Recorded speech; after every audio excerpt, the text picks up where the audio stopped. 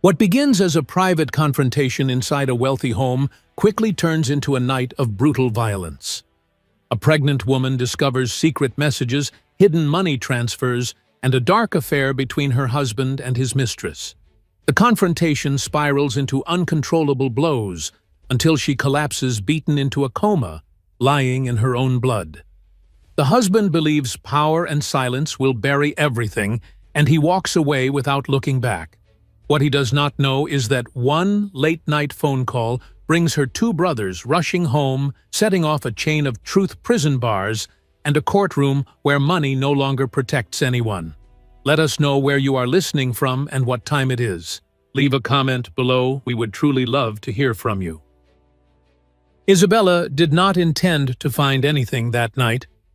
She had been looking for a document related to a medical appointment, something Edward had asked her to forward earlier that day.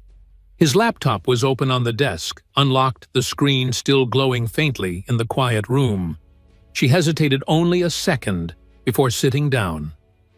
Her movements slow because of the weight of her pregnancy. The first thing she saw was not a document. It was a message thread, then another, then a transfer confirmation.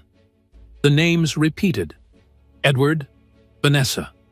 The amounts were precise, scheduled, deliberate. There were missed calls, answered calls, messages sent late at night and early in the morning. None of it looked accidental. None of it could be explained away. Isabella felt the air leave her chest. She scrolled slowly, her fingers trembling, her mind trying to reject what her eyes were confirming. This was not a misunderstanding. This was planning. This was secrecy, backed by money and coordination. When she closed the laptop, she already knew she would not be able to stay silent. Edward returned home less than an hour later. Isabella was still in the living room, standing with difficulty, one hand resting against the back of a chair for balance. She did not shout. She did not accuse him with emotion. She spoke plainly. She told him what she had seen. She told him she knew about Vanessa. She told him she knew about the transfers and the calls. She told him it had to end. Edward froze. For a brief moment, there was no anger in his face, only calculation and fear. He asked how much she had seen. He asked whether she had copied anything. Isabella answered honestly. She said she had seen enough. She said she would not protect a lie. She said she would speak to her family and to a lawyer if he did not stop. That was when his composure cracked. Edward began to pace, his voice rising, his words sharp and defensive. He told her she did not understand. He told her she was overreacting. He told her she owed him loyalty. Isabella did not raise her voice. She repeated herself. She said she was carrying his child. She said she would not allow deception to define their life. The argument escalated quickly. Edward accused her of threatening him. He accused her of trying to ruin everything he had built. His fear shifted into rage, the kind that comes from losing control rather than gaining it. Isabella tried to step back, but her body was slow, heavy, limited by the pregnancy. When Edward struck her, it was not calculated. It was reactive and uncontrolled. The force knocked her off balance. She felt her body hitting the floor at an angle she could not protect against. Pain surged through her abdomen, sharp and immediate. She cried out once, then tried to move, but her limbs did not respond the way they should have. Edward stood over her, breathing hard. He saw the blood. He saw her eyes struggling to focus. He saw that she was not responding normally. The reality of what he had done settled in, heavy and undeniable. This was not an argument anymore. This was serious. This was dangerous. For a moment, he did nothing.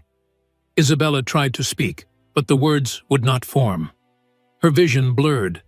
The room tilted. The pain dulled into something distant and frightening.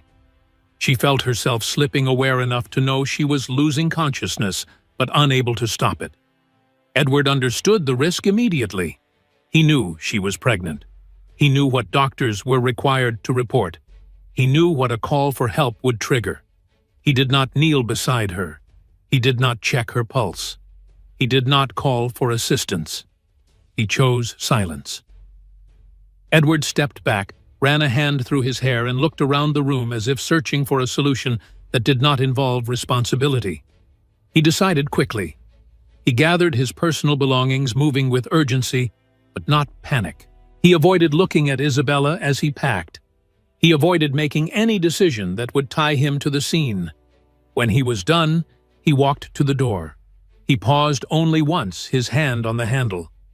Isabella lay motionless behind him, her breathing shallow, her body still. He did not turn around. Edward left the house that night. He drove straight to Vanessa. He did not call ahead. When she opened the door, she saw his expression and knew something was wrong. He told her only part of the truth. He said there had been an argument. He said Isabella had collapsed. He said he needed to stay there. Vanessa did not ask questions that would have forced answers. Inside the house, he had left behind, the silence deepened. The lights remained on. The rooms stood unchanged. Isabella lay where she had fallen unconscious, bleeding alone. No one checked on her. No one spoke her name. No call for help came from the man who had promised to protect her. Time passed without measure. The house, once filled with routine and conversation, became still. The sound of the door closing echoed long after Edward was gone. Isabella remained unmoving, her life suspended in that quiet space, unseen and unacknowledged. The door closed behind Edward, leaving Isabella's life drifting silently inside the empty house. Thomas Reed returned to the house later that night out of habit more than instruction. He had worked there long enough to notice when routines broke. The lights were still on in rooms that were usually dark by that hour. Edward's car was gone. The silence felt wrong, not peaceful, but abandoned. He moved carefully through the hallway, calling Isabella's name once, then again, keeping his voice low. There was no answer. As he stepped into the living area, he saw her on the floor. Her body was still, her position unnatural. For a brief moment, he froze, hoping he was mistaken, hoping she would move. She did not.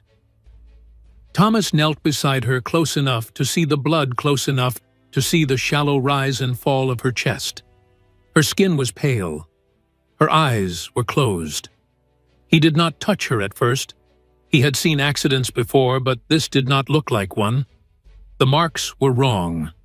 The placement was wrong. This was not a fall. This was violence. Edward was nowhere in sight. Thomas stood slowly, his heart pounding. He understood the weight of what he was seeing.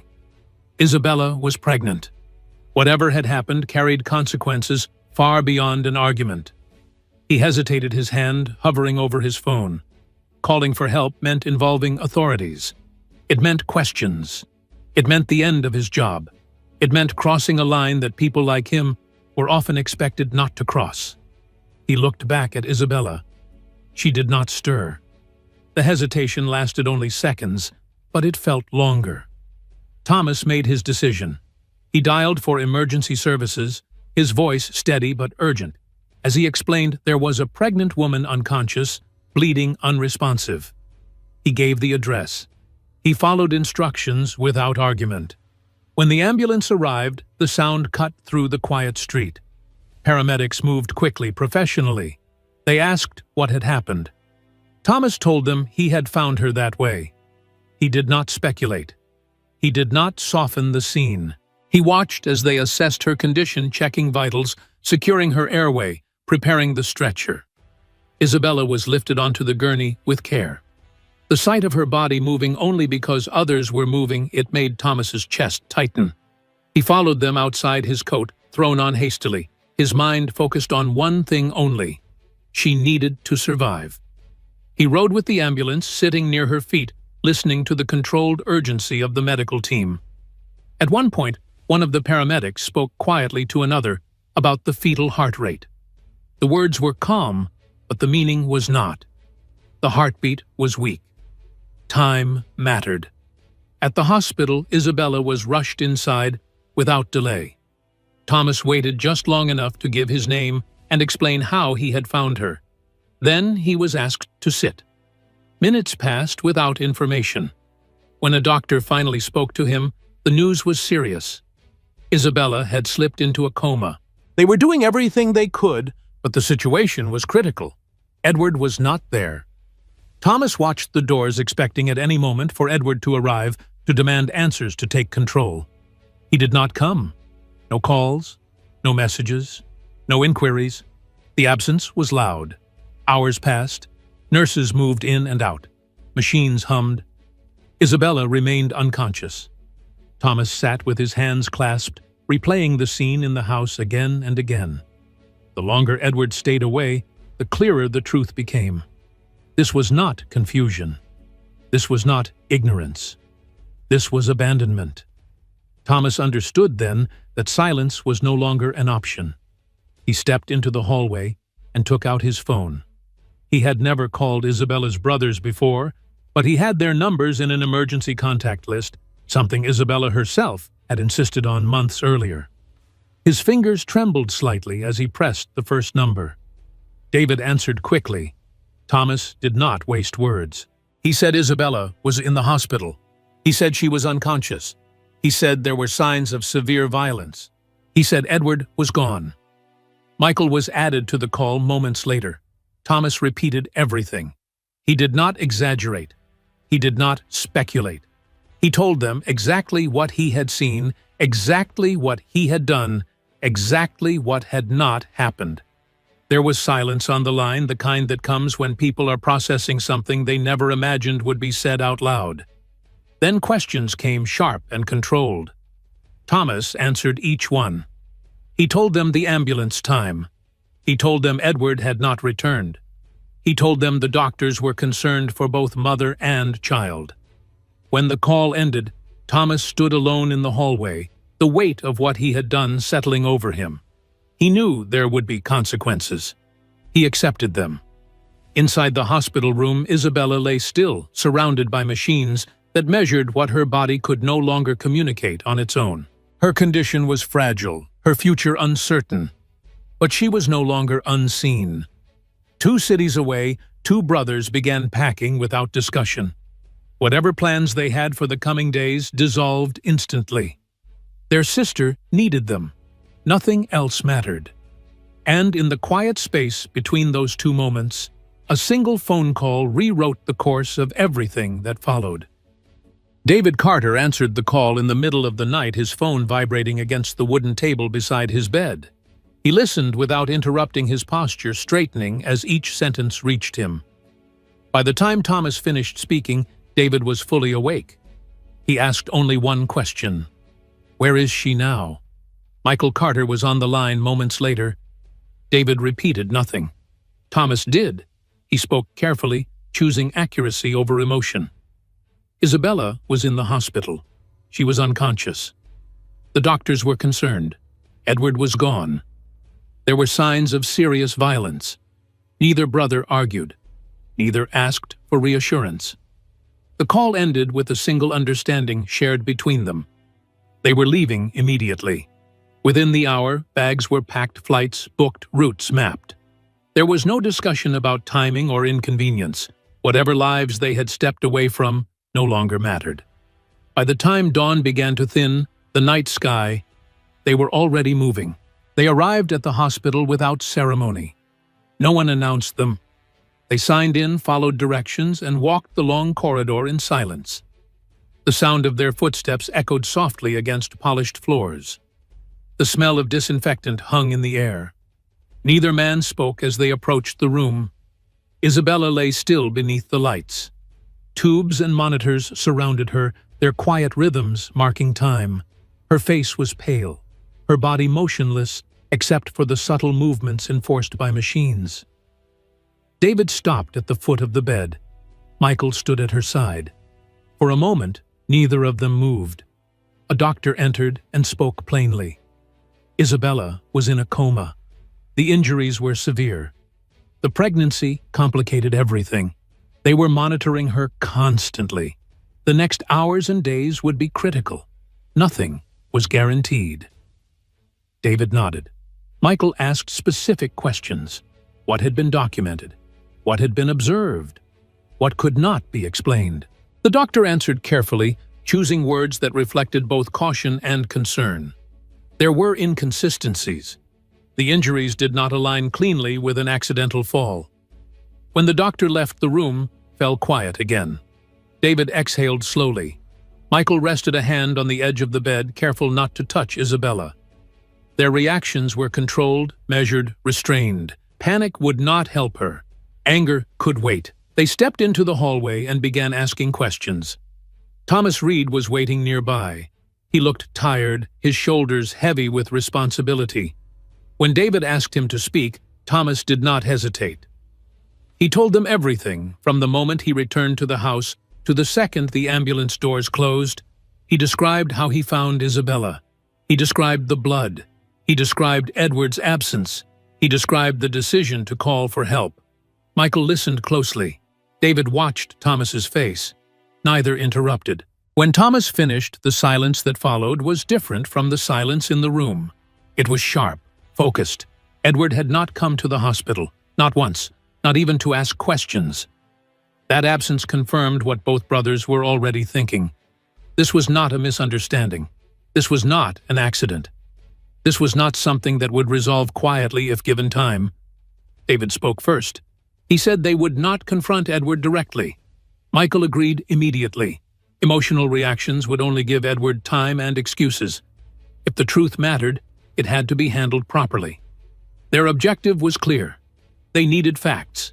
They needed documentation. They needed to understand what had happened and how it could be proven. Justice required patience, not noise. They returned to Isabella's room briefly, standing together at her bedside. David promised quietly that she would not be alone anymore. Michael promised that whatever had been taken from her would be answered for. Then they left the room and began working. They requested copies of initial medical reports. They noted timelines. They recorded names. They asked who had admitted her.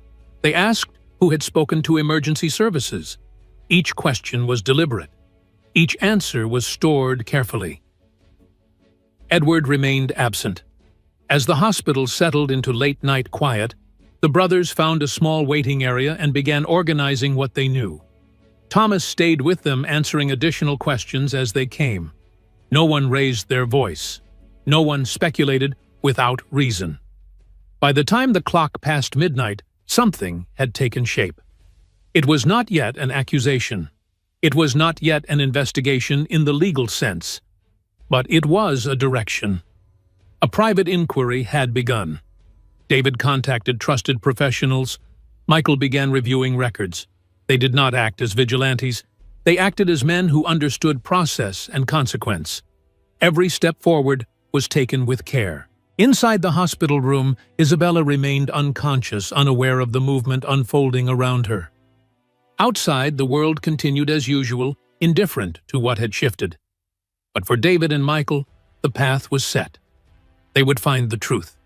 They would protect their sister.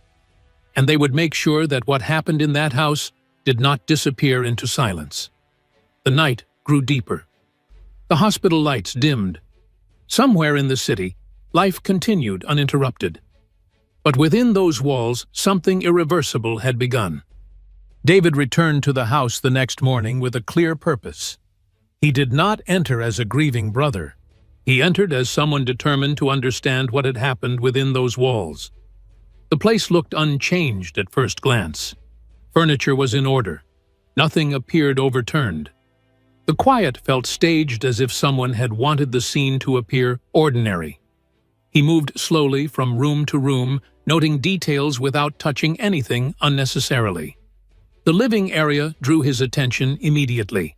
The angle of the chair, the spacing between the table and the wall, the position where Isabella had been found. None of it suggested a simple fall. The layout did not support the explanation Edward would later try to use. David checked the security system panel. Several cameras were inactive during a narrow window of time the previous night. Not offline due to a power issue, not damaged, disabled manually. The timing matched too precisely to be coincidence. He photographed the panel and documented the timestamps.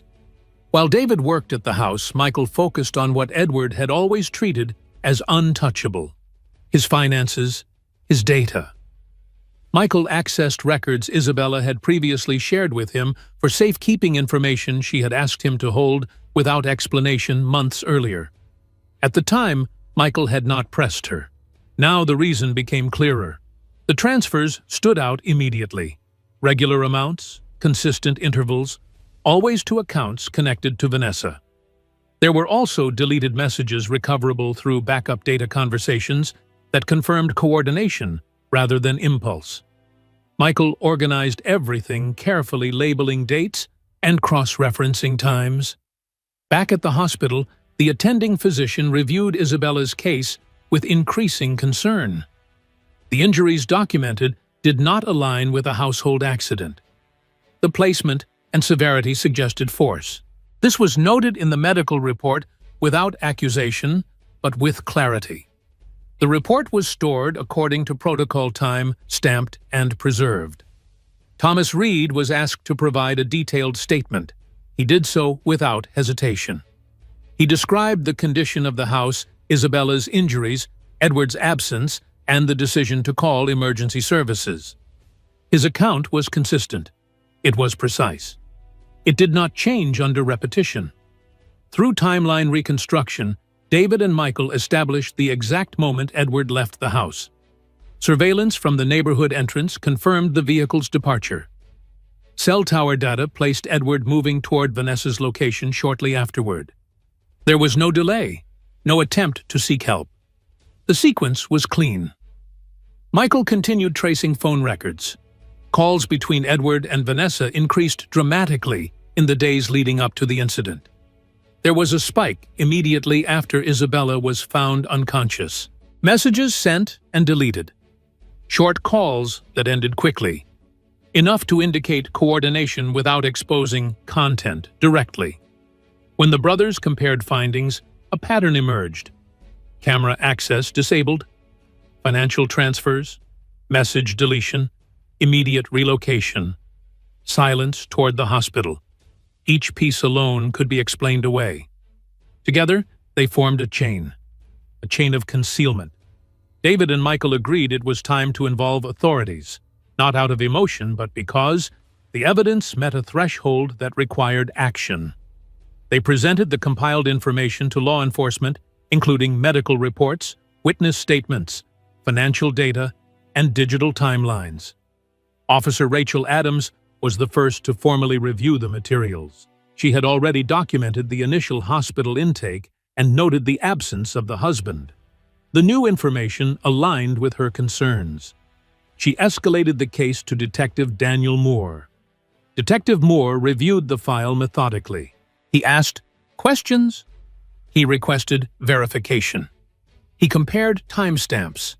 When he finished, he did not speculate.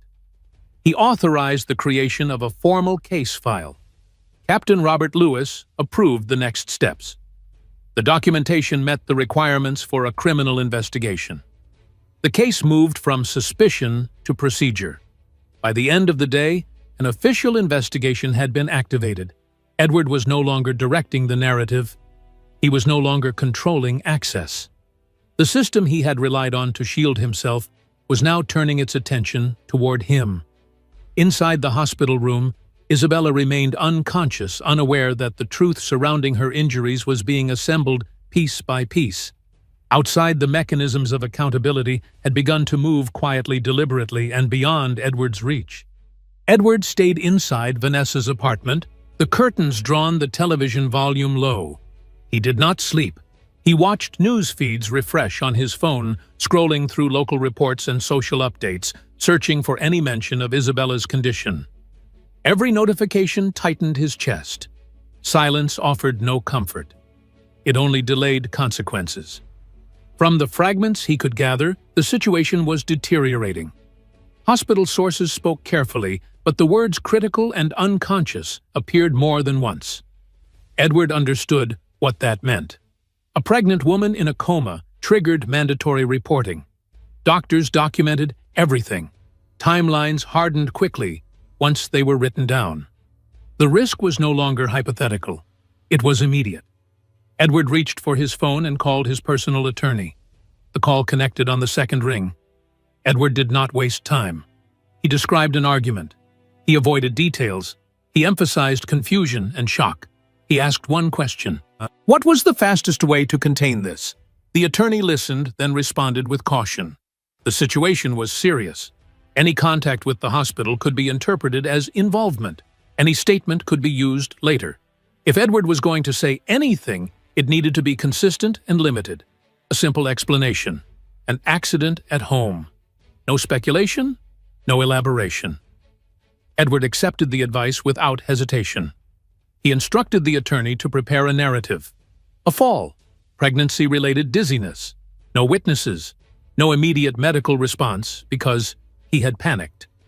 The attorney warned him that this explanation would be challenged, but Edward believed challenges could be managed. Money and influence had solved problems before. Vanessa sat nearby during the call, listening without speaking. When Edward ended the conversation, she asked what he needed from her. He told her plainly. Silence, consistency, no messages, no calls that could be traced. If asked, she was to confirm only that he arrived upset and disoriented. Nothing more. Vanessa agreed. She did not argue. She did not suggest alternatives. She understood that her own exposure depended on alignment. The transfers, the messages, the calls. All of it connected them. Protecting Edward meant protecting herself. Edward believed the most dangerous phase had passed. He told himself that no one would step forward. Isabella was unconscious. Her family was distant.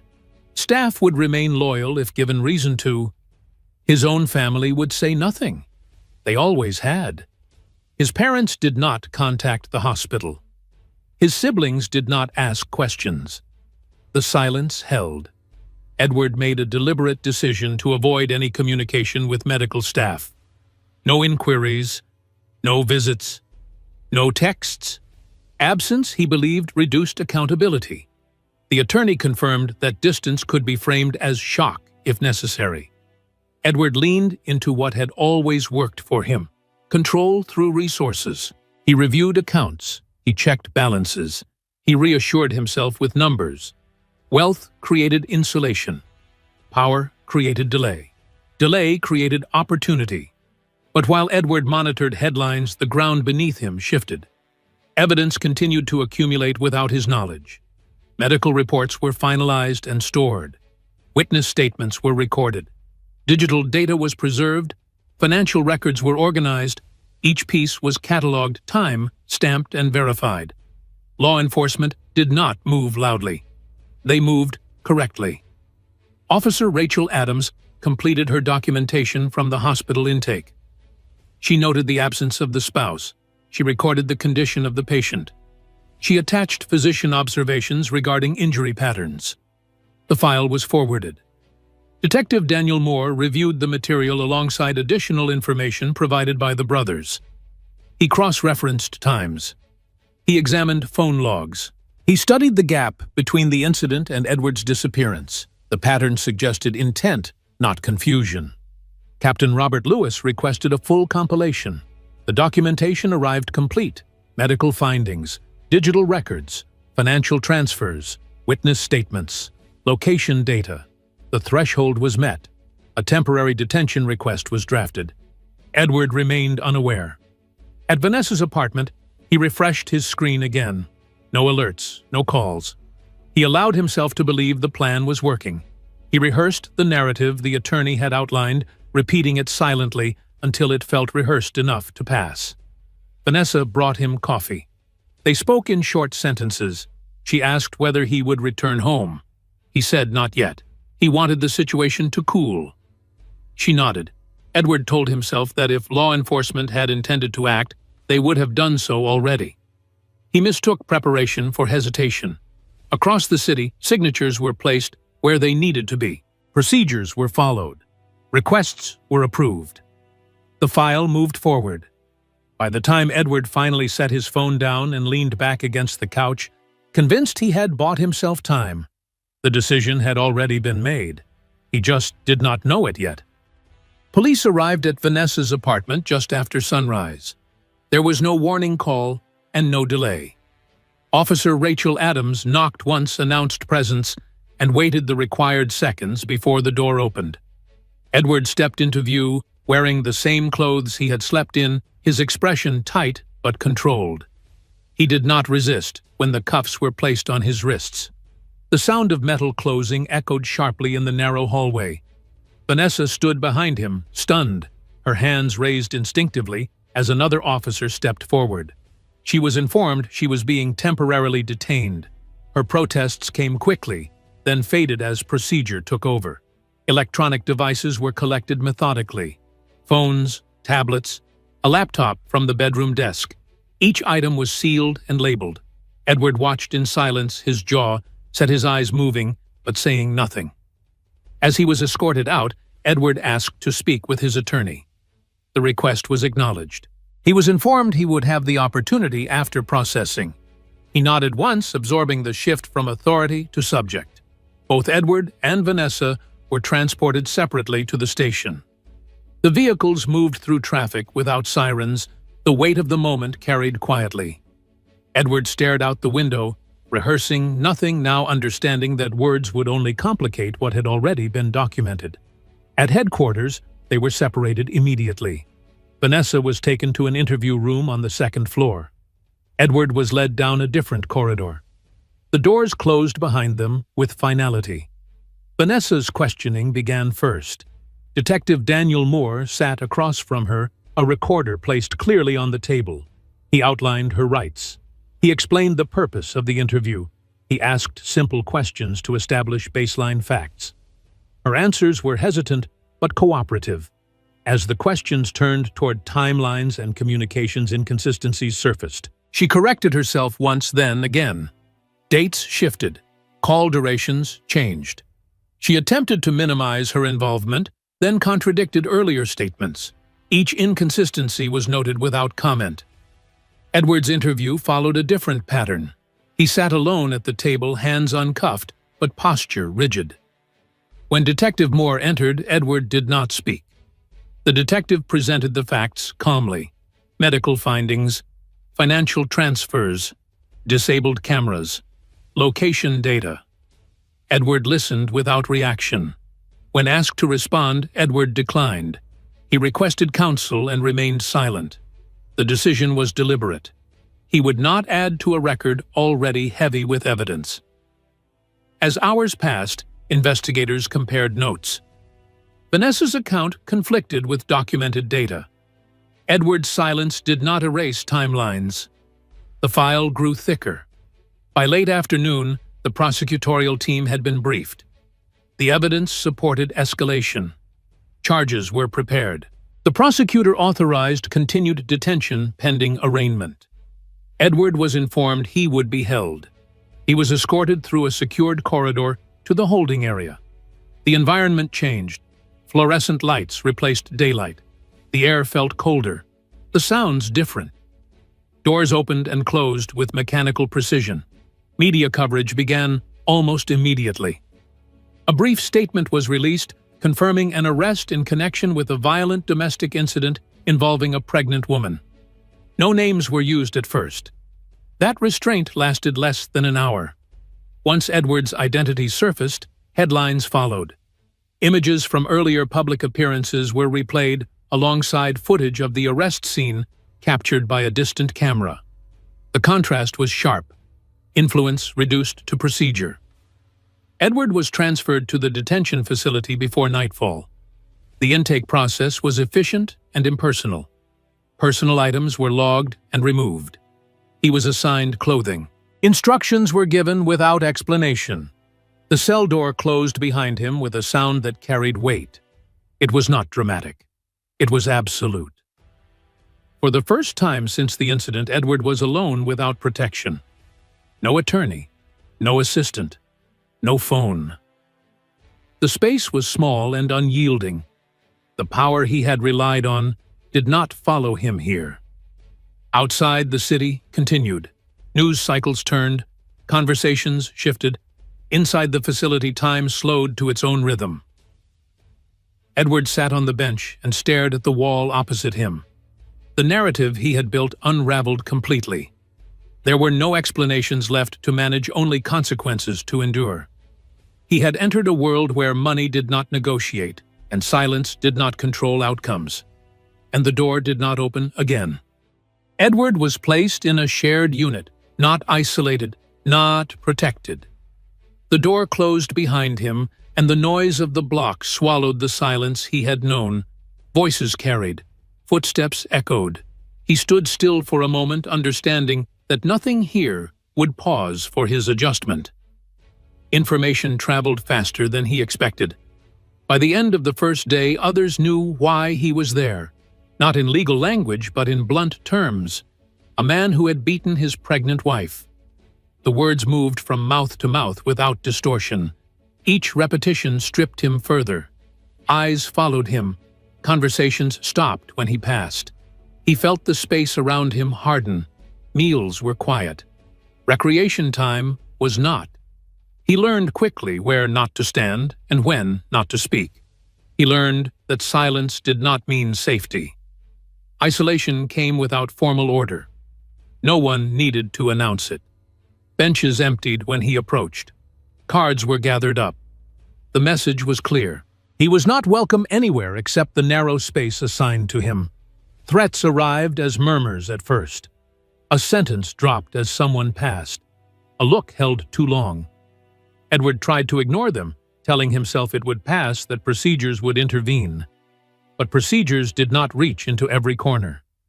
One night, in a moment without cameras, he was struck. Not publicly, not theatrically. It was quick and deliberate. Enough to warn, enough to hurt. Guards arrived after, not before. Reports were made. No names were offered. The system recorded an incident without detail and moved on. Edward understood then that his status meant nothing here. There were no favors to call in, no doors to open, no assistant to send ahead. The privileges that had once insulated him had evaporated at the threshold. His thoughts began to unravel. Sleep came in fragments. He replayed choices, looking for a path that no longer existed. He counted hours. He measured time by meals and head counts. He waited for his attorney, believing presence would restore control.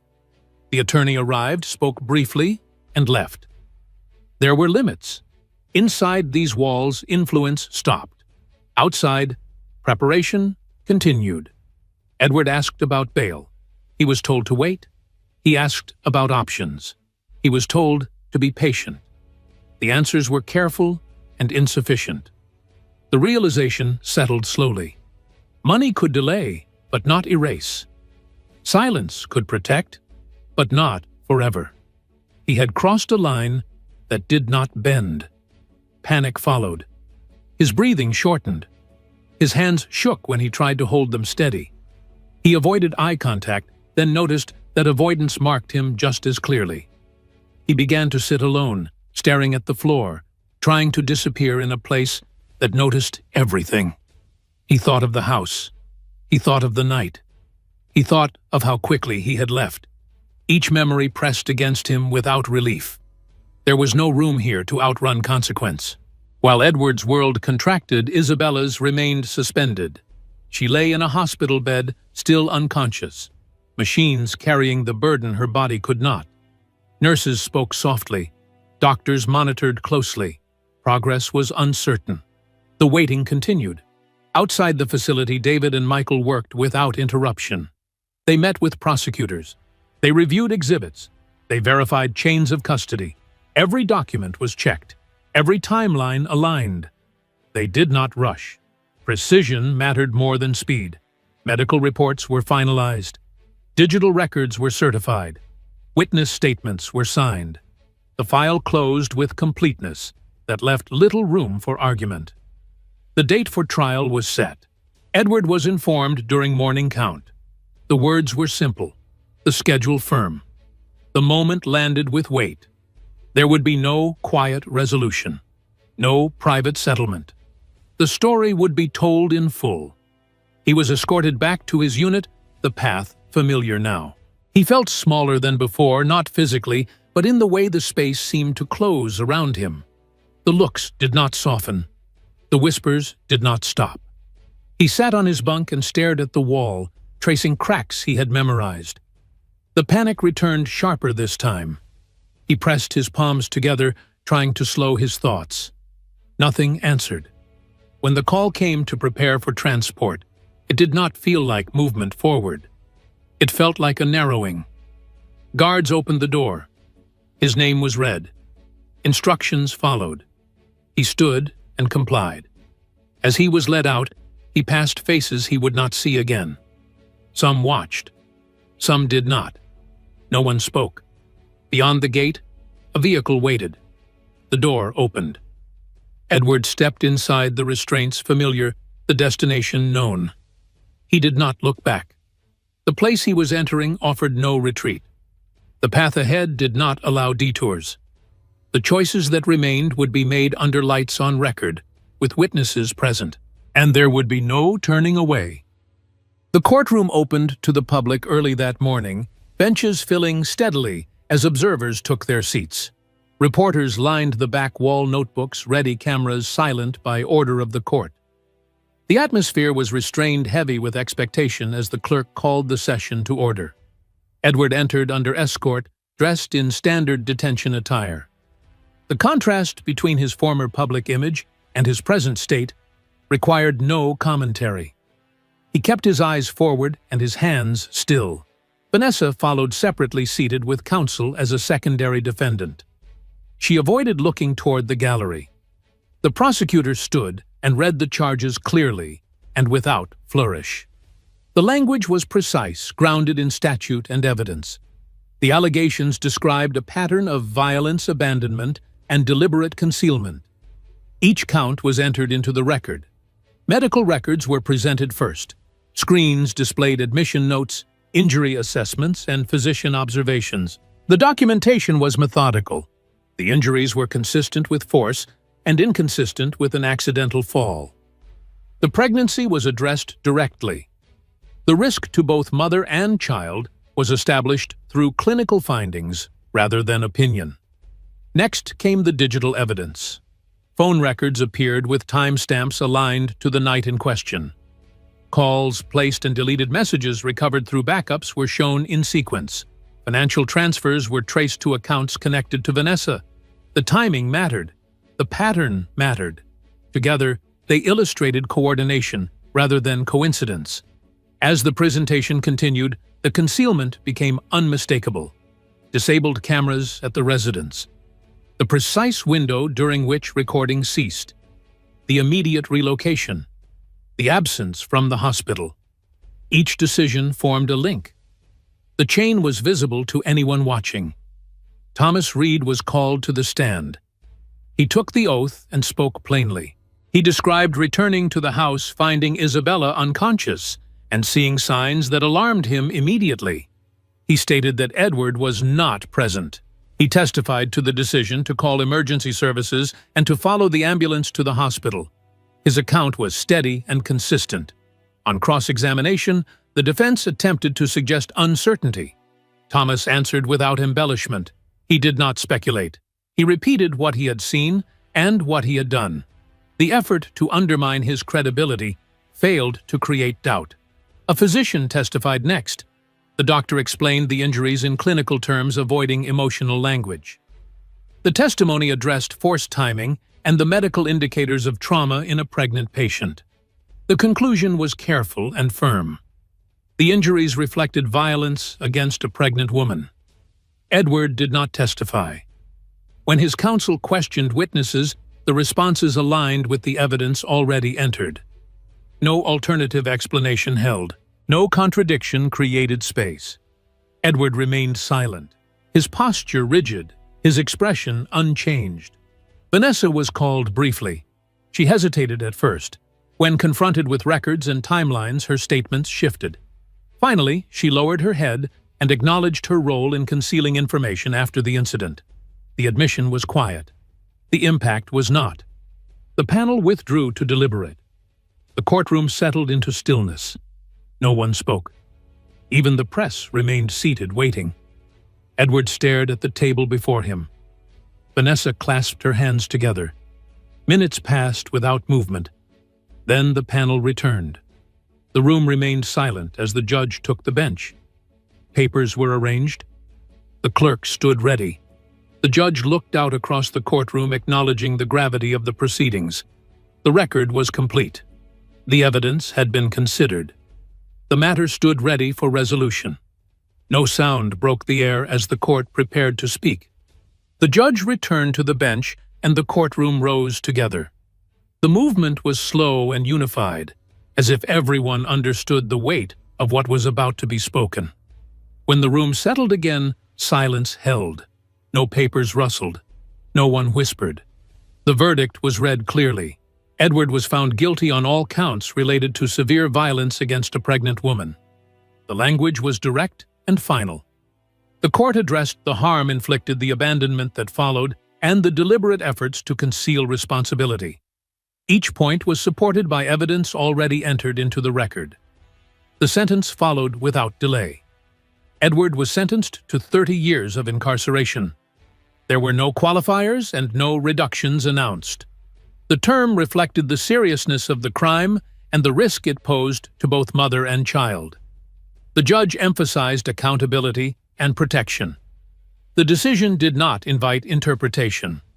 Next came the financial consequences. The court ordered the full seizure of Edward's assets. Properties, accounts, and controlling interests were transferred under legal authority. Ownership rights were reassigned to Isabella. The ruling was specific and enforceable. The intent was restitution and security, not symbolism. Vanessa's case was addressed separately. The court acknowledged her role in concealing information after the incident. She was sentenced to 3 years of probation.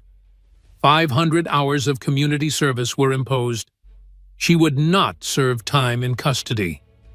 The terms were strict and monitored. The judge warned that any violation would result in immediate penalties. As the decisions were announced, reporters recorded every word. Updates spread quickly beyond the courtroom. Headlines formed in real time. Public attention focused on the sentence and the scope of the consequences. The case moved from allegation to conclusion in a single morning. Edward stood as the bailiff approached. His hands were secured, and he was escorted toward the exit. He did not look back. Cameras captured the moment as he passed through the doors. The image marked the end of his public standing. Authority reduced to procedure. Vanessa remained seated for several seconds after the court adjourned. When she stood, her composure faltered. She covered her face and began to cry, the sound delayed and unsteady. The reaction came too late to change anything. Court officers guided her away without comment. David and Michael remained in their seats until the room began to clear. They did not celebrate. They did not speak. Their focus was elsewhere. Isabella was still unconscious. The verdict did not alter her condition. Outside the courtroom, statements were brief. David confirmed that the family respected the ruling. Michael stated that their priority remained Isabella's recovery and protection of her rights. They declined further questions. Back at the hospital, Isabella lay unchanged. Machines monitored her breathing and vital signs. Nurses adjusted settings quietly. Doctors reviewed charts and waited. The verdict did not reach her. The legal resolution existed apart from her awareness. Legal teams moved quickly after sentencing. Asset transfers were initiated. Protective orders were reinforced. Documentation was filed to ensure Isabella's interests were secured regardless of her condition. David and Michael supervised each step. They requested confirmations. They verified timelines. Nothing was left assumed. Media coverage intensified through the afternoon. Analysts discussed the case. Commentators emphasized the importance of medical documentation and digital evidence. The narrative focused on accountability and consequence. No alternate explanation survived the record. Edward was transported to a correctional facility before nightfall. Processing was efficient. The sentence entered the system. There were no announcements and no delays. The door closed behind him and remained closed. Vanessa met with her attorney later that day. Conditions of probation were reviewed. Reporting requirements were explained. The weight of her admissions settled in. There would be no return to anonymity. Compliance would define her future. As evening approached, the hospital remained calm. David sat near Isabella's bed.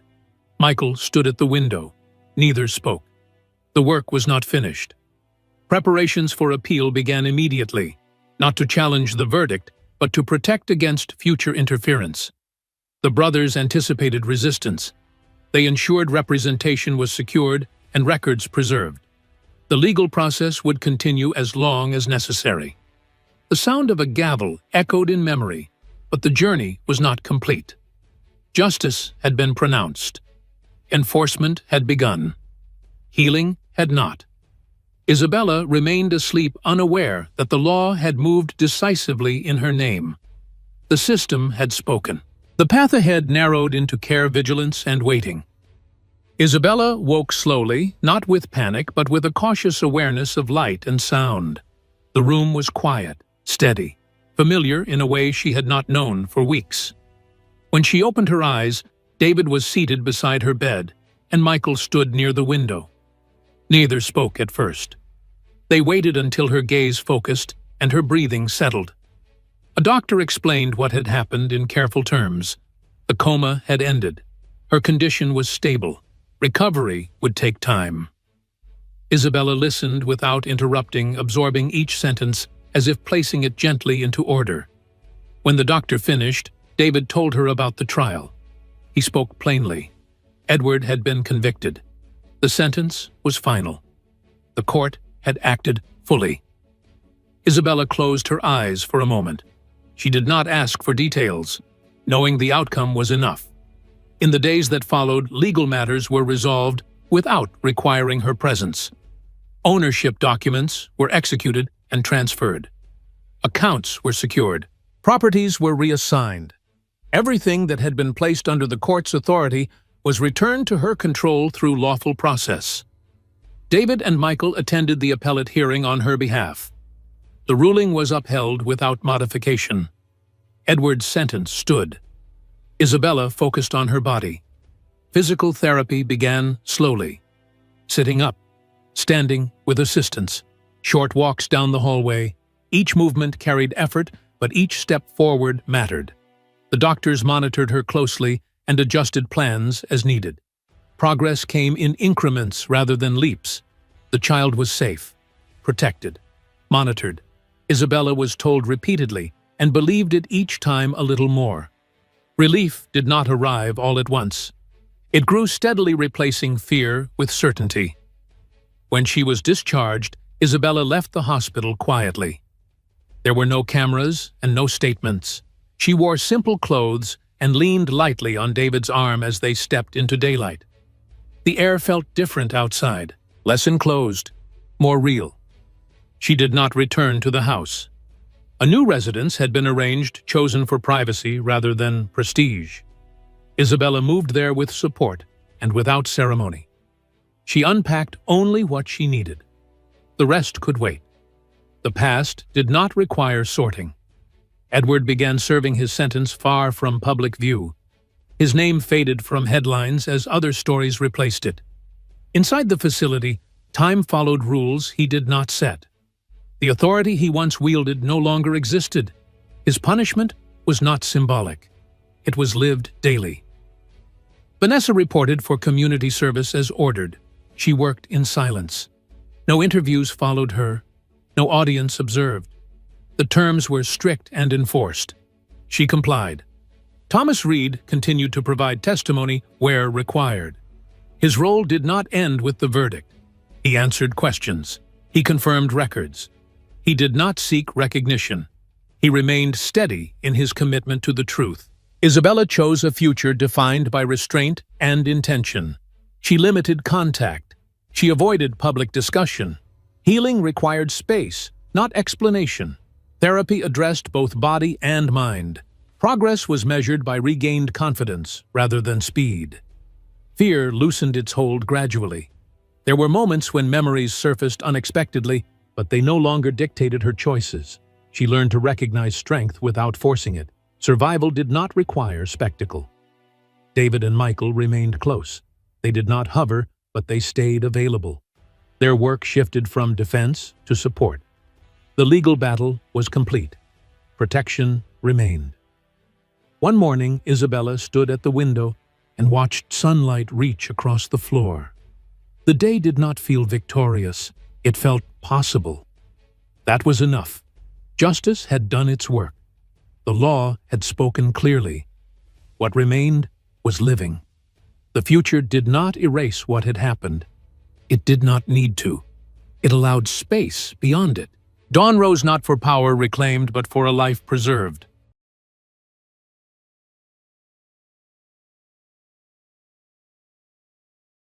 They say the most painful goodbyes are the ones that are never said and never explained. One rainy Tuesday in Seattle, Eleanor Vance walked into her apartment expecting dinner but found a home stripped bare. No note, no fight, no warning. Just absolute silence. Her husband of 5 years, Marvel, hadn't just left. He had erased himself from her life as if he never existed. But destiny has a wicked sense of humor. While Marvel thought he was leaving a broken woman in the dust, he was actually pushing her toward a life he could only dream of, and a man who could buy and sell Marvel's entire existence before breakfast. This is the true-to-life story of how a ghosted wife went from rock bottom to dining under the stars on a billionaire's super yacht. You won't believe who she meets on the deck. The rain in Seattle doesn't wash things away. It makes them stick. It makes the gray pavement look like polished steel, and the traffic lights bleed onto the wet asphalt. Eleanor Vance loved this weather once. She used to say it made the inside of their apartment feels like a fortress, a warm little bubble against the cold world. That Tuesday, the bubble popped. Eleanor turned the key in the lock of Unit 4B at the Kensington complex. It was 6:15 p.m. She was 15 minutes late because the subway had stalled near Pioneer Square and she was already rehearsing her apology to Marvel. He hated it when she was late. He said it showed a lack of respect for his time, even though he worked from home, and she was the one commuting from a high-stress job as a junior logistics coordinator for a shipping firm. "Mark, I picked up that Thai basil chicken you like," she called out, shaking her umbrella in the hallway. The silence that answered her wasn't the quiet of an empty room. It was the heavy, suffocating vacuum of a tomb. She walked into the living room, and the bag of takeout slipped from her fingers, hitting the floor with a wet thud. The Thai curry spilled a jagged orange stain spreading across the hardwood, but Eleonora didn't look down. She couldn't look away from the wall. The 65-inch OLED TV was gone. The bracket was still there, looking like a skeletal rib cage on the beige paint. She spun around. The leather recliner Marvel's throne was gone. The bookshelf, usually overflowing with his collection of vintage vinyls and tech magazines, was empty. "Marvel?" Her voice cracked, sounding small and pathetic in the echoing room. She ran to the bedroom. It was a scene of surgical precision. Her clothes were still hanging in the closet untouched. Her nightstand was exactly as she left it, with her half-finished novel and a glass of water. But his side. It was scorched earth. His suits, his shoes, his watchbox, even the expensive orthopedic pillow he swore by, all gone. Panic, cold and sharp, spiked in her chest. Was it a robbery? A very specific, targeted robbery that only took men's clothing and electronics. She grabbed her phone and dialed him. "The number you have dialed is no longer in service." She froze. She dialed again. Same automated voice. She opened WhatsApp. His profile picture, a photo of them in Cabo from 3 years ago, was gone, replaced by a gray silhouette. She checked her messages. Delivered 8:30 a.m. "See you tonight, love you?" Current status: user not found. Eleonora rushed to the kitchen counter where they kept the life binder, their joint bank accounts, the lease, the insurance. The drawer was open. The binder was there, but it was light. She flipped it open. The pages detailing their joint savings account at Chase Bank were missing. She pulled up the banking app on her phone. Her fingers trembled so hard she mistyped her password twice. When she finally logged in, The breath left her lungs in a painful whoosh. Balance $14.32. Yesterday there had been $42,000. It was the down payment for the house they were planning to buy in Bellevue. It was 5 years of her bonuses and his freelance consulting savings. There was a transfer logged at 10:30 a.m. that morning. Transfer to M. Sterling. External account. He hadn't just left. He had looted her. Eleonora sank to the floor right there in the kitchen amidst the phantom echoes of the life she thought she had. Marvel Sterling, the man who had cried at their wedding, the man who had held her hand when her mother passed away, the man who had texted her "love you" 8 hours ago, had executed a demolition of their marriage so precise, so cold it felt like a professional hit. She sat there for hours. The sun went down, casting long, cruel shadows across the empty spots where their life used to be. She didn't cry. She was in shock. It was a physical blow, a concussion of the heart. At midnight, her phone buzzed. It wasn't him. It was an automated email from the leasing office. Dear tenants, this is a reminder that your lease termination notice has been processed. Please ensure the unit is vacated by Friday, as requested by Mr. Sterling. He had canceled the lease. She had 3 days to get out. That was the moment the shock broke and the scream finally tore out of her throat. It was a raw, primal sound that bounced off the empty walls of Unit 4B, a eulogy for the woman she used to be. 6 months later. The mirror in the staff locker room of Le Rev Catering was cracked in the corner, splitting Eleonora's reflection into 2 jagged halves. She looked different. The soft curves of her face from her marriage days had sharpened into angles. Her eyes, once wide and trusting, were now guarded, framed by dark circles she concealed with thick concealer. She adjusted the black bow tie of her uniform. It was stiff and uncomfortable. "Vance, move it!" The voice boomed from the hallway.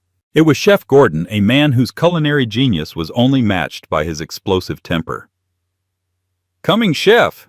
Eleonora shouted back, shoving her phone into her locker. She paused for a split second, looking at the screen. No new messages. For 6 months she had checked every day, hoping for an explanation, an apology, even a taunt from Marvel. Nothing. He had vanished into the ether. Private investigators cost money she didn't have. The police called it a civil matter because his name was on the joint account. She had lost everything. The apartment, the savings, her dignity. She had moved into a studio apartment the size of a shoebox in a neighborhood where sirens were the nightly lullaby. She took this job at Le Rev, a high-end catering company serving the ultra-wealthy of the Pacific Northwest, because it paid in cash tips and allowed her to take home leftovers. Today was a big gig, the biggest. "Listen up," Chef Gordon addressed the brigade of 20 servers and bartenders. "Today we are not in a ballroom. We are on the water. The client is Jasper Thorne." A hush fell over the room. Even Eleonora, who had disconnected herself from the world of news and gossip, knew that name. Jasper Thorne, the shipping magnate, the billionaire owner of Thorne Logistics. He was the Wolf of the Wharf, a man known for ruthless efficiency and a cold demeanor. "Mr. Thorne is launching his new super yacht, the Andromeda." Gordon continued, sweating already. "He demands perfection. If you drop a spoon, you are fired. If you smile too much, you are fired. If you breathe too loud, you are fired. Do we understand?" "Yes, Chef," the room chanted.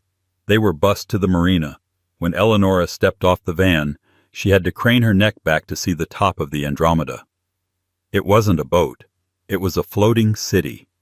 300 feet of gleaming black and white steel with a helicopter pad and 3 decks of terraced glass. As they loaded the crates of champagne, Dom Perignon, the 2008 vintage, Eleonora felt a strange pang of irony. She used to work in logistics. She used to coordinate shipping containers for companies like Thorne's. Now she was carrying the champagne for the man who owned the ships. "You, Vance," the floor manager, a sharp-faced woman named Beatrice, pointed at her. "You're on the upper deck, VIP section. You're shadowing the main bar. Don't speak unless spoken to." "Understood," Eleonora said, keeping her head down. The party began at sunset. The guests were a kaleidoscope of old money and new fame. Women in dresses that cost more than Eleonora's annual salary laughed holding crystal flutes. Men in bespoke Italian suits smoked cigars that smelled like burning money. Eleonora circulated with a tray of caviar blinis. She felt invisible. To these people she was furniture, a robot arm extending food. "It's tragic, really," a woman in a red velvet dress was saying to her companion near the railing. "I heard he's actually quite lonely." "Thorn!" The man laughed, taking a blini from Eleonora's tray without looking at her. "The man has a heart of ice. He divorced his last wife because she interrupted a board meeting. He's married to the sea." Eleonora moved away, her face impassive. At least he divorced her, she thought bitterly. He didn't just ghost her and steal her life savings. As the night wore on, the wind picked up. The yacht was cruising smoothly out of the harbor, the city lights of Seattle fading into a glittering line on the horizon. Eleonora was sent to clear glasses from the private aft deck, a secluded area reserved for the host. She thought it was empty. It wasn't. Standing by the railing looking out at the black water was a man. He was tall, his silhouette broad-shouldered and imposing against the moonlight. He wasn't wearing a tuxedo jacket, just a white dress shirt with the sleeves rolled up, revealing forearms that looked like they actually did manual labor. He held a tumbler of amber liquid, but he wasn't drinking. He was just staring into the abyss. Eleonora froze. She should leave, but a gust of wind caught the stack of napkins on the table she was clearing. Whoosh! White linen napkins scattered into the air like startled doves blowing straight toward the man. "Oh no!" Eleonora gasped. She scrambled to catch them. One napkin slapped onto the man's shoulder. He didn't flinch. He just reached up, peeled it off, and turned around. Eleonora stopped dead. Jasper Thorne was devastatingly handsome, but not in a pretty way. He had a face that looked like it had been carved out of granite, sharp jaw, heavy brows, and eyes that were the color of the stormy Atlantic. And right now, those eyes were locked on her. I am so sorry, sir," Eleonora stammered, clutching a fistful of retrieved napkins. "The wind. I didn't mean to disturb you." She waited for the yelling. She waited to be fired. Jasper Thorne looked at the napkin in his hand, then at her. He didn't yell. He didn't scowl. He looked tired. "It's just a napkin," he said. His voice was deep, a baritone that seemed to vibrate through the deck. "It's not a grenade." Eleonora blinked. Yes, sir. I'll just clear this and go." "Wait," he said. She froze. He took a step closer. The lights from the upper deck cast a shadow over his face, but she saw him squinting at her. Not at her uniform, but at her. "You look like you hate being here more than I do," he said. It wasn't an accusation. It was an observation. Eleanor's filter, usually so strong after months of customer service, slipped. Maybe it was the exhaustion. Maybe it was the memory of Marvel and the injustice of it all. "With all due respect, sir," she said, her voice steady, "I doubt that. You own the boat. I'm just cleaning up the mess." Silence stretched between them. Eleanor's heart hammered. Stupid, stupid, stupid. You just insulted a billionaire. Then the impossible happened. The corner of Jasper Thorne's mouth twitched upward. "Touché," he murmured. He gestured to the empty chair opposite him.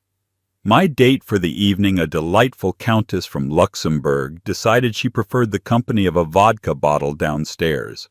I am currently dining alone."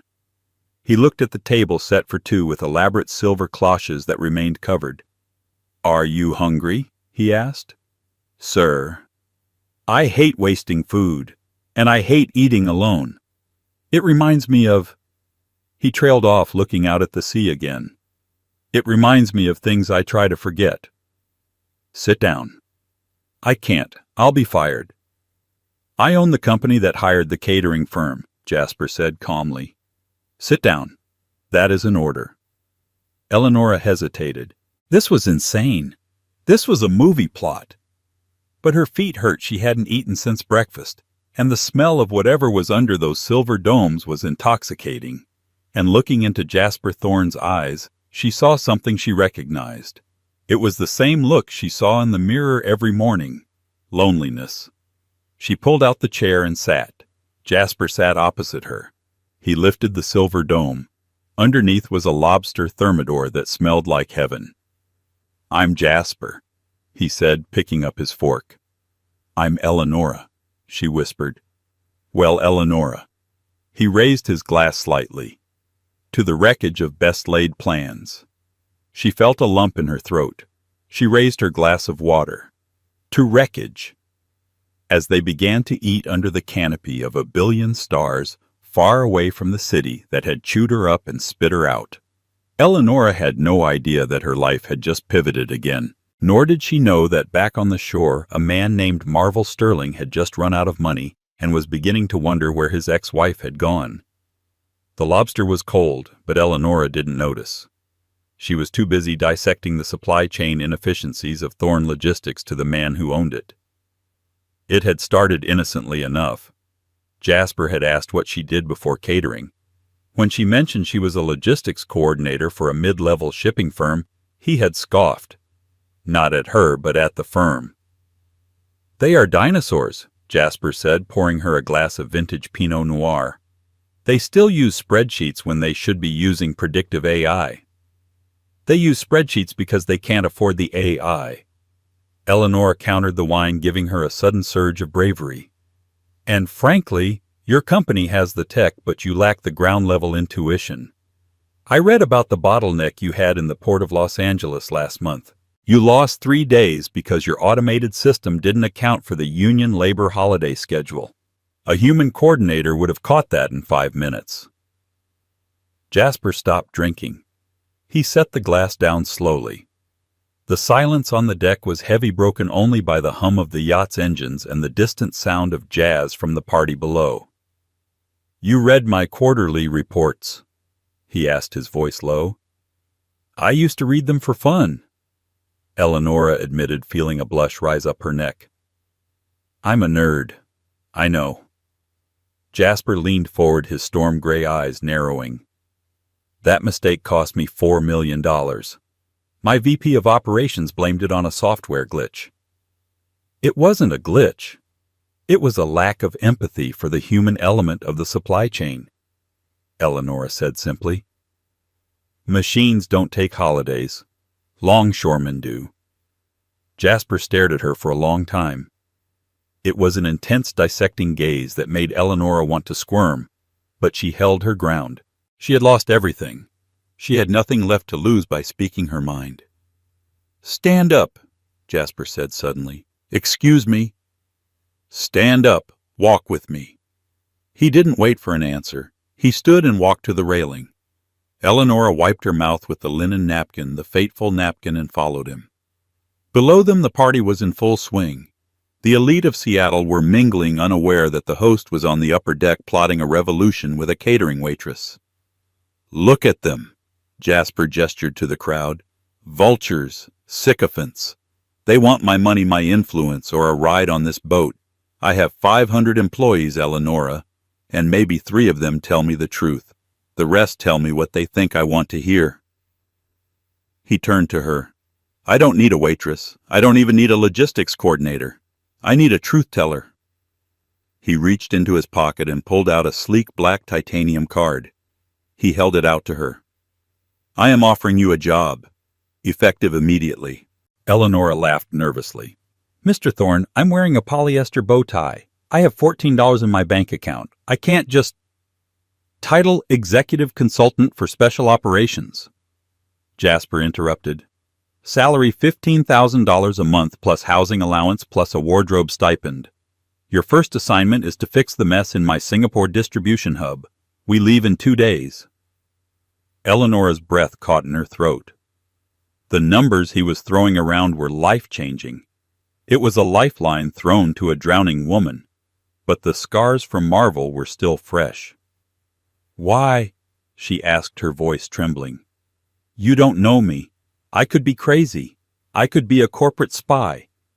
You caught a napkin to save my solitude. Jasper said, a ghost of a smile touching his lips. And you critiqued my business model while eating my lobster. My gut has never been wrong about business, and right now my gut says you are the asset I've been missing. He stepped closer. The scent of him sea salt, expensive scotch, and sandalwood was overwhelming. But there is a condition, he added. Eleonora stiffened. There always is. The media portrays me as a cold-hearted machine. It's bad for stock prices. I need to appear humanized.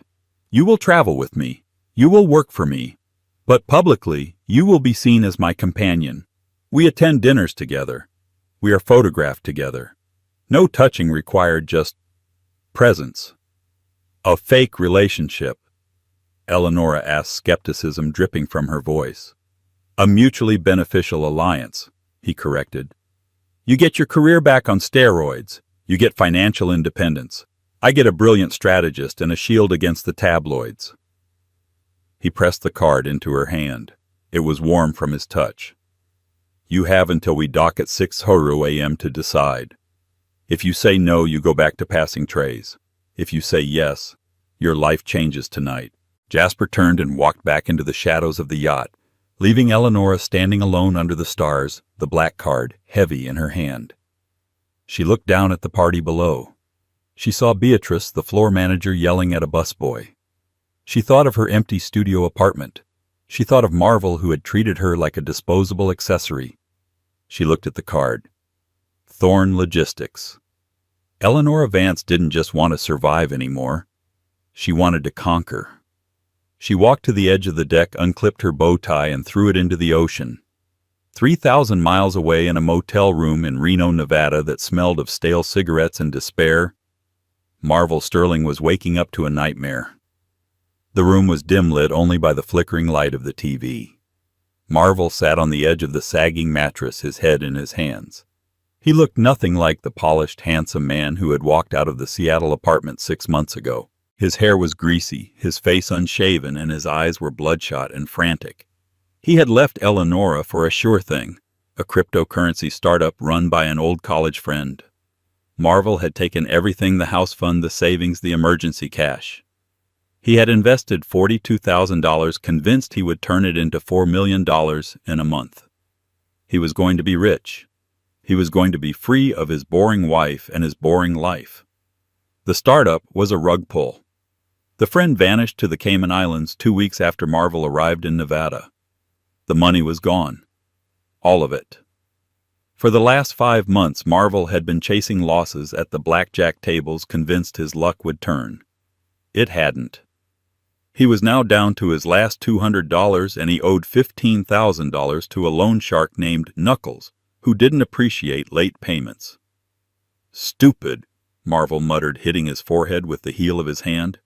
Stupid, stupid. He grabbed the remote and turned up the volume on the TV to drown out the sound of his own panic. It was an entertainment news channel, Celebrity Scoop. And in shocking billionaire news, the perky blonde host announced, the Ice King of Seattle, Jasper Thorne, has apparently melted. Marvel wasn't paying attention. He was looking for his lighter. Thorne was spotted docking in Singapore this morning with a stunning mystery woman by his side. Sources say she's been living on his yacht, the Andromeda, and traveling with him for weeks. Marvel flicked his lighter. It sparked but didn't catch. He cursed. We have exclusive photos of the couple disembarking at Marina Bay Sands.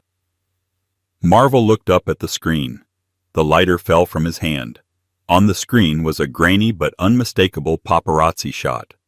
Jasper Thorne, looking sharp in a linen suit, was walking down a gangplank. Next to him, wearing a white sundress and oversized sunglasses, looking like a classic movie star, was a woman. Marvel knew that walk. He knew the way she tilted her head when she was listening. He knew the small scar on her left elbow, visible even in the photo. "Eleonora," he wheezed. He scrambled off the bed and moved closer to the TV, his nose almost touching the dusty screen. The banner at the bottom read, Who is Thorne's new mystery love? No way, Marvel whispered.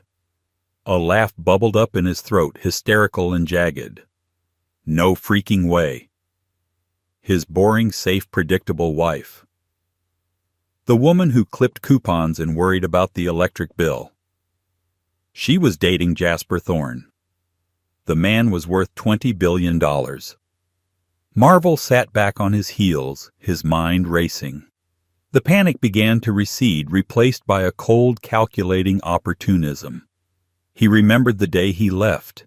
He had been in such a rush to get to the bank, such a rush to erase her that he had cut corners. He had filled out the divorce papers online. He had forged her signature on the uncontested documents. But did he ever pay the court filing fee? He scrambled for his backpack, dumping its contents onto the floor. Dirty laundry, empty nip bottles, and a crumpled manila envelope. He tore the envelope open. There were the papers, the judgment of dissolution. Stamped on the top right corner in red ink, rejected. Insufficient funds.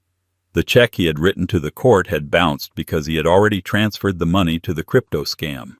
Marvel stared at the stamp. A slow, predatory grin spread across his face. They weren't divorced. Legally, Eleanora Vance was still Eleanora Sterling, which meant that technically whatever she had acquired in the last 6 months, gifts, jewelry, cash from her billionaire boyfriend, was marital property.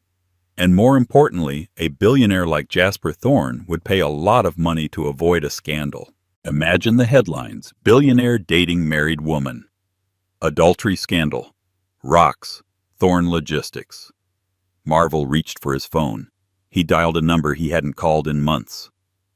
"Hey, it's Marvel," he said into the receiver, his voice regaining its old, smooth confidence. "No, don't hang up. I have the money. I have way more than the money, Knuckles. I just need a small loan for a plane ticket to Singapore. I'm going to go pick up my wife." He looked back at the TV where Eleanora's face was frozen in a smile he hadn't seen in years. "Honey," he whispered to the screen, "Daddy's coming home." Singapore was a humid, neon-lit fever dream, and Eleanora Vance was running the show. It had been 3 weeks since she boarded the Andromeda. In that time, she hadn't just survived, she had evolved.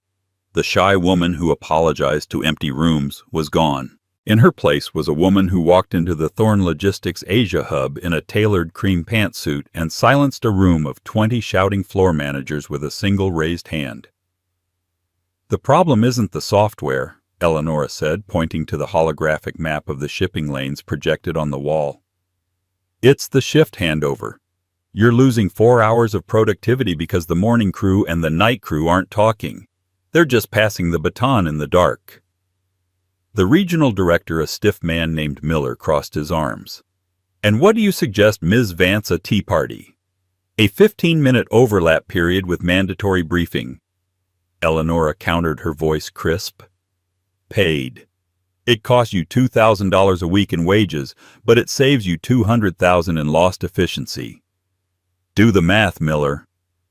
From the back of the room, Jasper Thorne watched, leaning against the glass wall. He wasn't looking at the map. He was looking at her. He had seen her take apart complex problems with a surgical grace that aroused his intellect as much as her presence was beginning to arouse other things. That night they celebrated. The efficiency numbers were up 15% in just a week. The stock price had jumped. The media loved the mystery woman narrative, calling Eleanora the brain behind the billionaire. They dined at a private rooftop table overlooking the gardens by the bay. The super trees glowed purple and gold in the distance. "You were terrifying today," Jasper said, swirling his whiskey. Miller looked like he wanted to cry. Eleanora laughed, the sound light and genuine. "He needed a reality check. He treats his workers like cogs. You can't build an empire on the backs of people who hate you, Jasper." "I built one," Jasper said darkly. "And you're alone on a boat." Eleanora shot back, then immediately covered her mouth. "I'm sorry, I didn't mean—" "No." Jasper reached across the table, his hand covering hers. His skin was warm, his grip firm. "You're right. I am alone. Or, I was." The air between them shifted. The ambient noise of the city seemed to fade away. Eleonora looked down at his hand on hers, her heart doing a traitorous double flip. This was part of the deal, right? Public affection. But there were no cameras here. No paparazzi. Just them. "Eleonora," Jasper said, his voice dropping to that rough velvet tone that made her knees weak. "When I hired you, I thought I was buying a consultant. I didn't expect to find a partner." He stood up and walked around the table. Eleonora stood too, her breath hitching. He was so tall, blocking out the city lights, his eyes searching hers with an intensity that burned. "Tell me to stop," he whispered, leaning in. "Don't," she breathed. He kissed her. It wasn't a tentative movie star kiss. It was possessive, hungry, and desperate. It tasted of whiskey and longing. For the first time in 6 months, maybe for the first time in her life, Eleonora didn't feel like a side character. She felt like the lead. She felt wanted. She wrapped her arms around his neck, pulling him closer, forgetting the contract, forgetting the money, forgetting the past. But the past has a nasty habit of not staying forgotten. As they pulled apart, breathless and flushed, Jasper's phone buzzed on the table. He ignored it. It buzzed again and again. "Answer it," Eleonora said, smoothing her dress, her face burning. "It might be the London office." Jasper groaned and picked up the phone. He glanced at the screen and his face went hard. The lover vanished. The CEO returned. "It's security," he said. "There's been a breach at the hotel entrance for the gala tomorrow. Paparazzi are getting aggressive." "We can handle paparazzi," Eleonora said, feeling invincible. "It's not just that." Jasper looked at her, his expression unreadable. "My legal team says someone has been digging into your background. Deep digging, IP addresses tracing back to Nevada." Eleonora felt the blood drain from her face. "Nevada. Who?" she whispered. "We don't know yet." Jasper pocketed the phone. "But whoever it is, they are looking for dirt. Is there anything you haven't told me, Eleonora? Anything that could blow up in our faces?" She thought of Marvel, the divorce, the empty apartment. "My ex-husband," she said, her voice small. He stole everything and left. But he's gone, Jasper. I haven't heard from him in half a year. He ghosted me." Jasper nodded, his jaw tight. "Good. Because tomorrow night is the Global Trade Gala. The Prime Minister will be there. Investors from Dubai will be there. We are debuting the new partnership. It has to be flawless. If there are ghosts, we bury them." He took her hand again, but this time it felt less like a caress and more like protection. "I won't let anyone hurt you," he vowed. Eleonora believed him. She forgot that even billionaires can't control the chaos of a desperate man with nothing to lose. The Global Trade Gala was the event of the season. The ballroom of the Ritz-Carlton was transformed into a golden palace.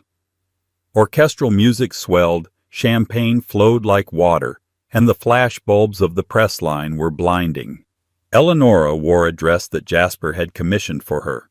It was midnight blue silk, strapless, hugging every curve before pooling at her feet. She wore sapphires around her neck that cost more than the entire apartment building she used to live in. She walked arm in arm with Jasper, smiling until her cheeks hurt. "You're doing great," Jasper murmured in her ear as they posed for a photo. "Just breathe." "I'm terrified," she admitted through her teeth. "Don't be. You are the most powerful woman in the room." They moved into the ballroom. It was a whirlwind of handshakes and polite laughter. Eleonora charmed the investors. She debated trade routes with the Minister of Transport. She was glowing. Then the music stopped. It wasn't a planned stop. It was a jarring, screeching halt caused by the sound of a microphone feeding back. Scream! The room went silent. All heads turned toward the stage. Standing there, wrestling the microphone away from a stunned MC, was a man. He wore a cheap, ill-fitting tuxedo that looked like a rental. His hair was slicked back with too much gel. He was sweating profusely. Eleonora's champagne glass slipped from her fingers and shattered on the marble floor. It was Marvel. "Ladies and gentlemen!" Marvel bellowed, his voice slurring slightly. He was drunk. "So sorry to interrupt this fancy little party." Security guards were moving in from the sides, but Marvel held up a hand. "Don't touch me. I have a right to be here. I'm family." He scanned the crowd, his eyes wild until they locked on Eleonora. A cruel, triumphant grin split his face. "There she is." Marvel pointed a shaking finger at her. The crowd parted, leaving Eleonora and Jasper isolated in the center of the room like targets in a shooting gallery. "Eleonora," Marvel shouted, "my beautiful, loving wife." A collective gasp went through the room.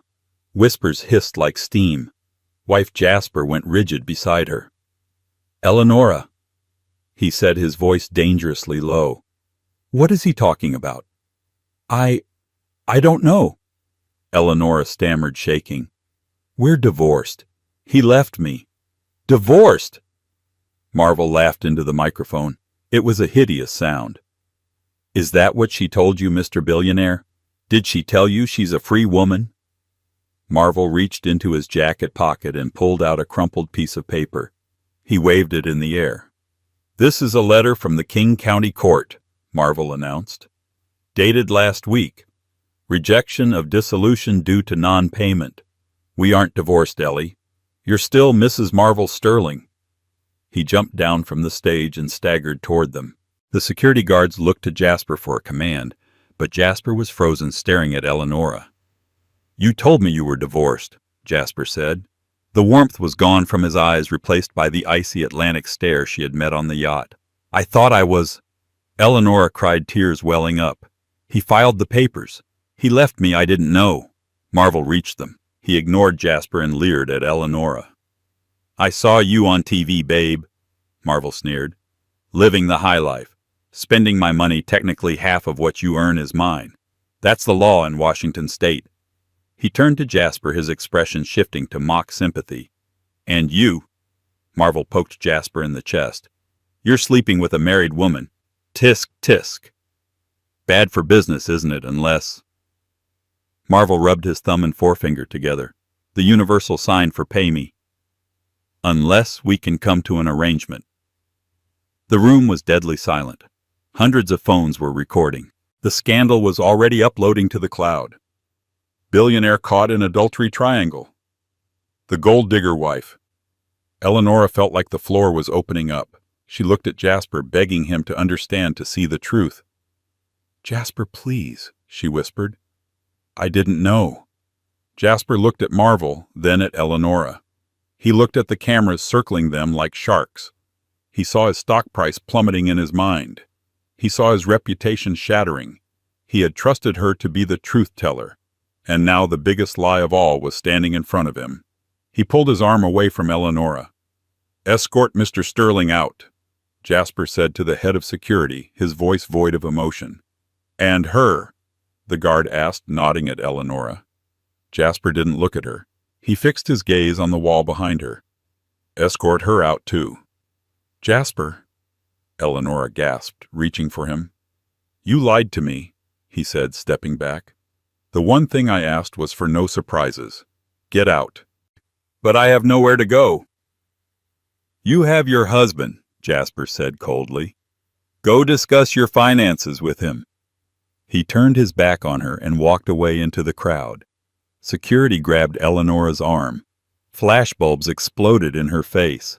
Marvel was laughing as he was dragged out one exit, and Eleonora was dragged out the other, sobbing into the midnight blue silk that suddenly felt like a shroud.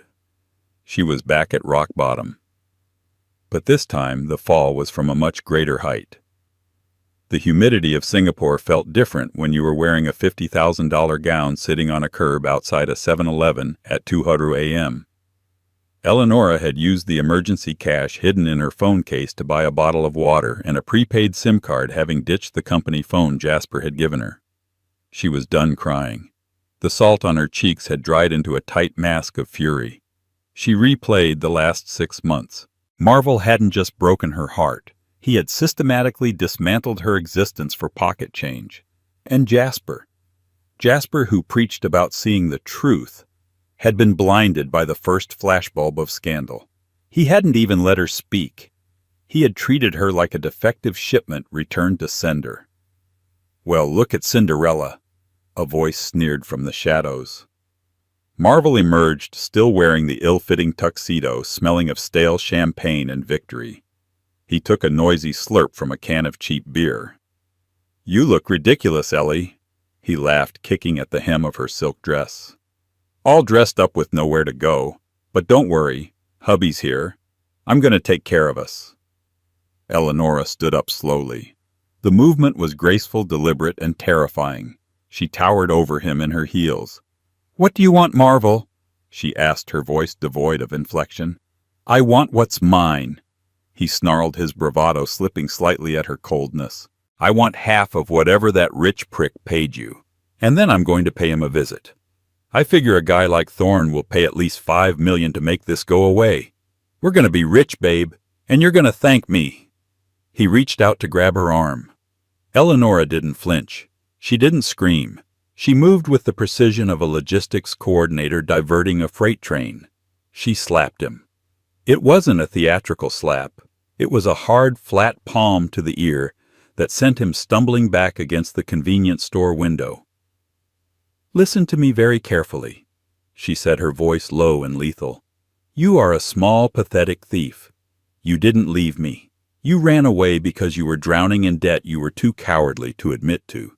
And you didn't come back for me. You came back like a rat smelling cheese."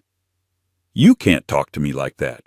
I'm your husband," Marvel spluttered, holding his ear.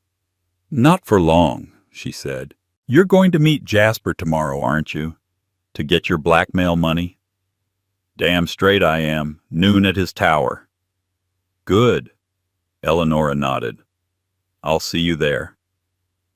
She turned and walked away into the night, leaving Marvel confused and nursing his stinging face. She had 10 hours.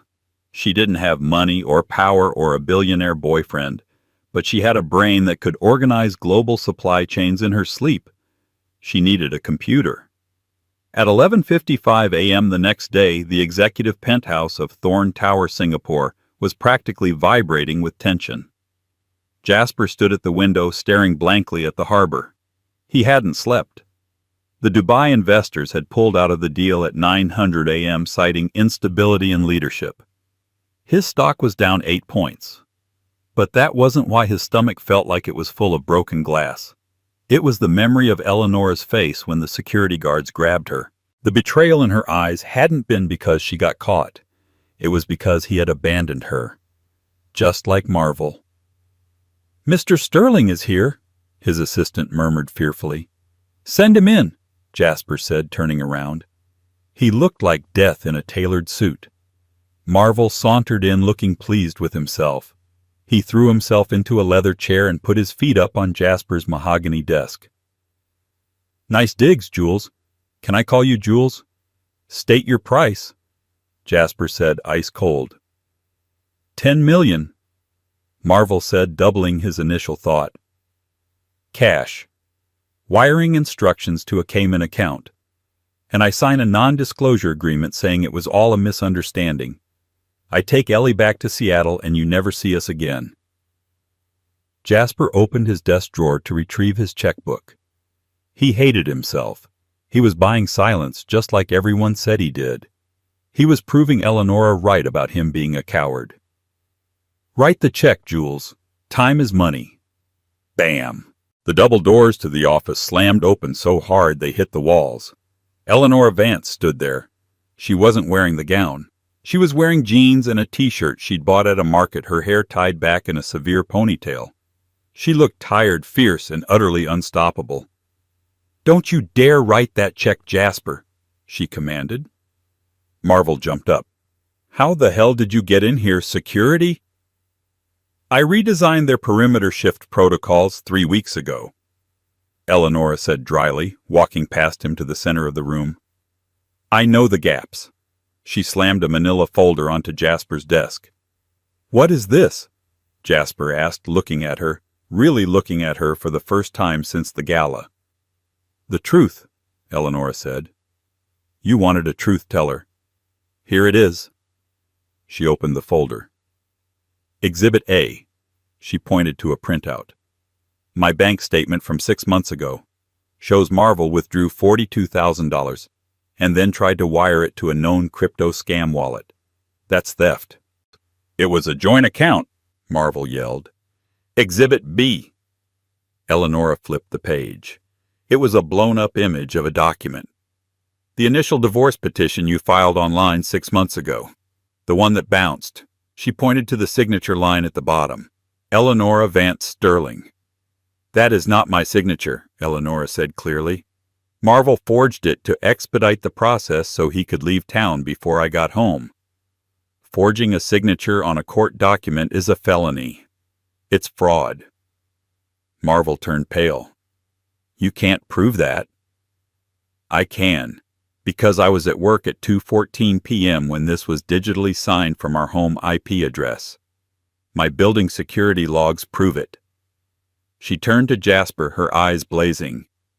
"I didn't know we weren't divorced, Jasper, because this man is a liar and a criminal who was too cheap to pay the filing fee after stealing my life savings. I was the victim here. And you," her voice cracked slightly, "you didn't even ask. You just threw me away." Jasper looked at the documents. The proof was irrefutable. He looked at Marvel, who was sweating through his cheap suit. Then he looked at Eleanor. He saw the strength, the intelligence, the integrity that he had fallen for on the deck of his yacht. He had made the biggest mistake of his business and personal life. Jasper pressed a button on his desk phone. "Security, send up the police. We have a trespasser who has confessed to fraud and extortion." Marvel bolted for the door. He didn't make it 3 steps before 2 massive security guards blocked his path. "Wait!" Marvel screamed as they grabbed him. "Ellie, baby, don't let them take me. We're married." Eleanor walked over to him. She pulled a single piece of paper from her back pocket. It was a fresh divorce agreement she had downloaded and printed at the internet cafe. "Sign it," she said, holding out a pen. "You sign this giving up all claims to anything I have or ever will have, and I won't hand that folder over to the police when they get here. You walk away with nothing just like you left me." Marvel looked at the guards, then at the pen. With shaking hands, he signed the paper against the wall. "Get him out of here," Eleanor said. They dragged Marvel out, kicking and screaming. The silence that followed was deafening. Eleanor turned to Jasper. She didn't look triumphant. She looked exhausted. "I'm leaving," she said.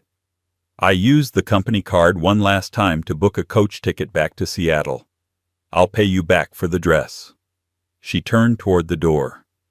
"Eleanor, wait." Jasper's voice was ragged. He came around the desk, moving faster than she had ever seen him move. He put himself between her and the door.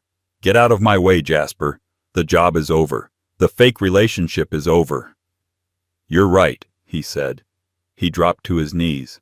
Right there on the plush office carpet, the billionaire Ice King knelt before her. "It was fake.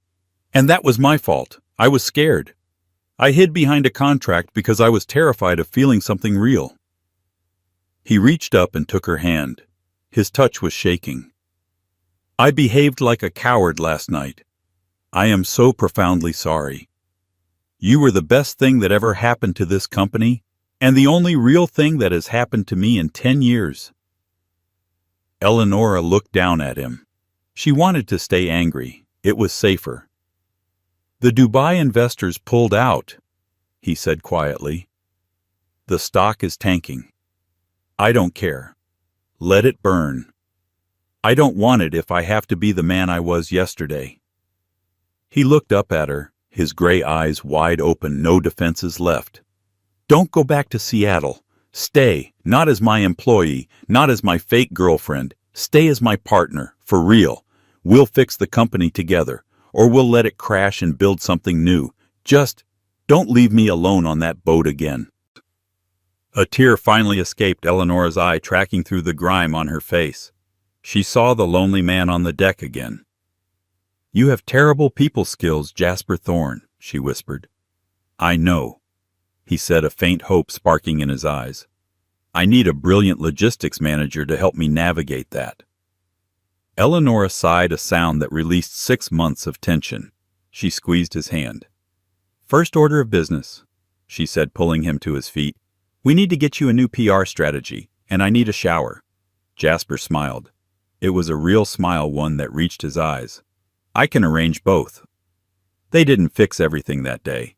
Trust is harder to rebuild than a supply chain. But as they stood together looking out over the city, no longer hiding behind contracts or lies, Eleonora Vance knew one thing for sure. She was never going to be anyone's accessory again. She was the CEO of her own life now, and business was about to boom.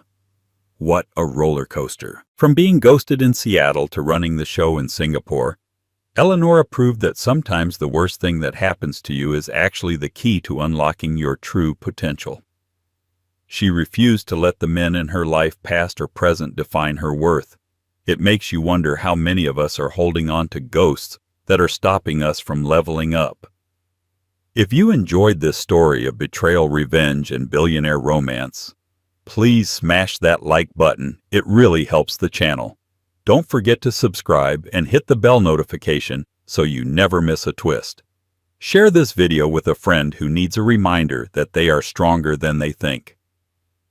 Thanks for watching.